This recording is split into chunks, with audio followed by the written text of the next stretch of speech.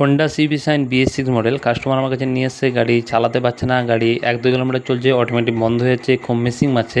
গাড়ি মিসিং বা ঝাঁটকা দিয়ে বন্ধ হয়েছে, যেহেতু এখন বর্ষাকাল কমন ব্যাপার, বৃষ্টিতে ভেজার পর গাড়ি কাস্টমার বলছে এই সমস্যাটা হচ্ছে। তো আমি যখন প্রথমে স্পার্ক প্লাগটা চেক করি, তো স্পার্ক প্লাগটা চেক করার পর দেখি যে এখানে স্পার্ক প্লাগটা যে আছে 2 টুকরো হয়ে গেছে, মধ্যখান থেকে ফেটে গেছে। এটা হচ্ছে লোকাল প্লাগ লাগানোর কারণে অনেক সময় ওভারহিটে প্লাগ ফেটে যায়।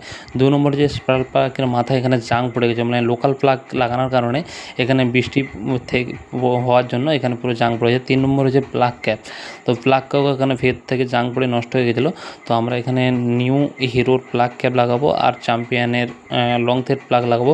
তো যারা কিছু পয়সা লাভানোর জন্য এইটা করো, তাদের উদ্দেশ্যে এটা যে BS6 গাড়িতে কোনো সময় প্লাগ ক্যাপ হোক বা প্লাগ হোক লোকাল কখনো ইনস্টল করতে হবে না। ইনস্টল করতে গেলে কী হবে, গাড়ি মিসিং মারবে, গাড়ি দম কামড়বে, গাড়ি স্মুথলি চলবে না। চলো আমরা ফাইলেন এটা নিউ প্লাগ ক্যাপ আর নতুন প্লাগ ইনস্টল করার পর, তো ফাইলেন আমরা গাড়ি ফিটিং করার পর স্টার্ট করে দেখবো এবার গাড়িটা আর মিসিং দিচ্ছে কি দেয় না।